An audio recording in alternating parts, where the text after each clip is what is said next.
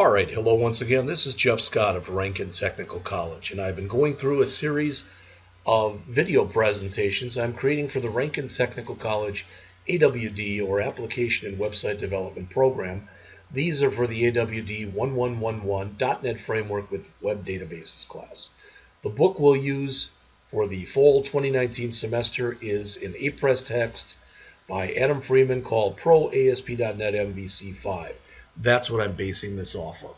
I'm coming to the end of Chapter 17 of 27, and I'm up to the bottom of page 477, which is entitled Redirecting to an Action Method. All right.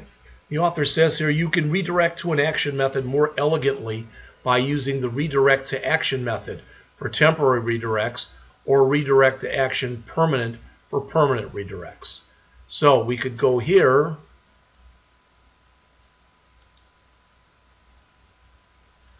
in our example controller.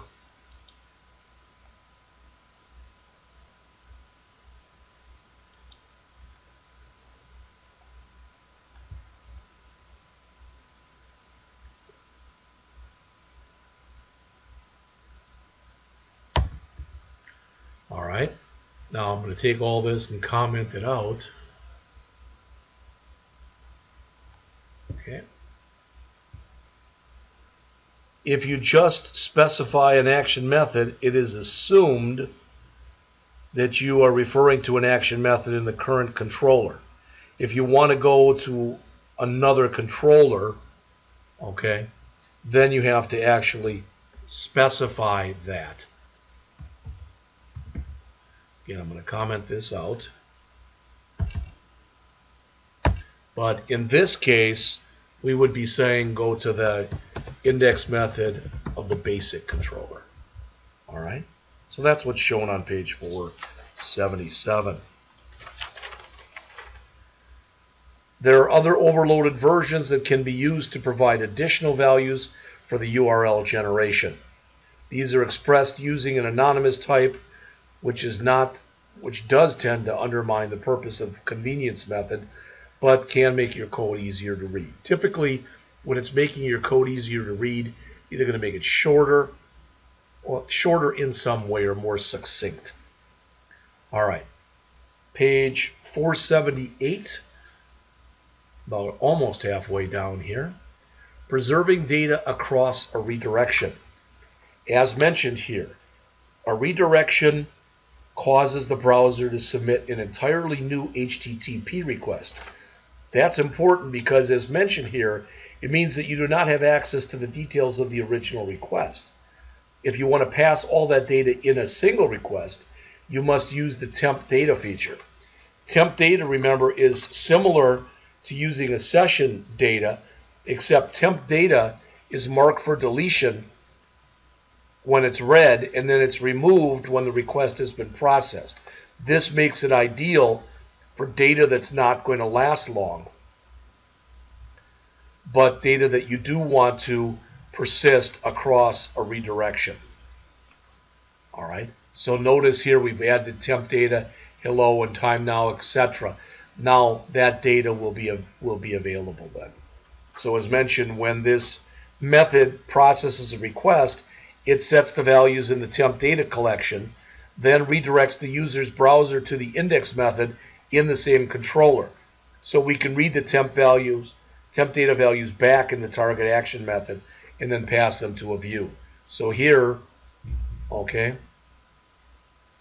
in temp data, in here, we're setting them equal to view bag values.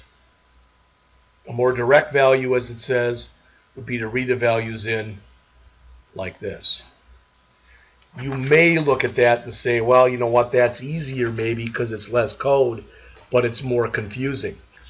I always tell my students, especially when you're first starting out, not everybody will agree with what I'm about to say, but it's typically much easier to code for understandability when you're first starting to learn this stuff, as opposed to, well, I could, instead of making this 500 lines, I could put all these doodads and whatever, and I could cut down 10% of my code. Yeah, that'll be 10% less that you have to maintain, but if it's harder for you to understand, and or if you don't comment it very well, it may not be worth the trouble. All right? Again, not everybody is going to agree with what I just said. All right. And the author mentions here, you can get a value from Temp Data without marking it for removal by using what's called the peek method. You can preserve a value that would otherwise be deleted by using the keep method.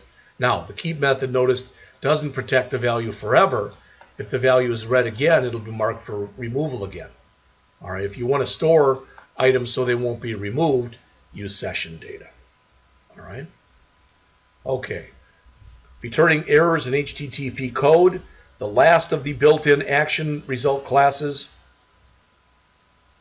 we're going to look at here can be used to send specific error messages and specific HTTP result codes to a client. Most apps don't require these features because the MVC framework will automatically generate these types of results. However, they can be useful if you need to take more direct control over the responses. What's shown on the bottom here of page 479, you can send a specific HTTP status code to the browser using the HTTP status code result class. There is no controller helper method for this, so you must instantiate the class directly, as is shown near the top of page 480 right there. All right. The constructor parameters for this are the numeric status code and an optional descriptive message. You can achieve the same effect by using the more convenient HTTP not found result. Typically, again, what that means is you're looking for a file and that file right now does not exist. You could have given the wrong path, the wrong name. Maybe it literally doesn't exist. All right, so that would be when you'd send a 404. A 401, as it says, another wrapper class is 401, which is an unauthorized result, used to indicate that the request is unauthorized. So you may be requesting information to which cannot be shared because of what you're authorized to see or not see. All right, on the top of page 481, which is the last page of the chapter, there is another unit test, followed by the summary. Let's look at the entire summary, shall we? Controllers are one of the key building blocks in the MVC design pattern. So in this chapter, we saw how to create raw controllers by implementing the iController interface and more convenient controllers, and how they can ease unit testing. As the author mentions here, he showed you several ways that you can receive input and generate output from an action method, and demonstrated different types of action results. In the next chapter, we're going to go deeper and talk about the filters feature, which changes how requests are processed.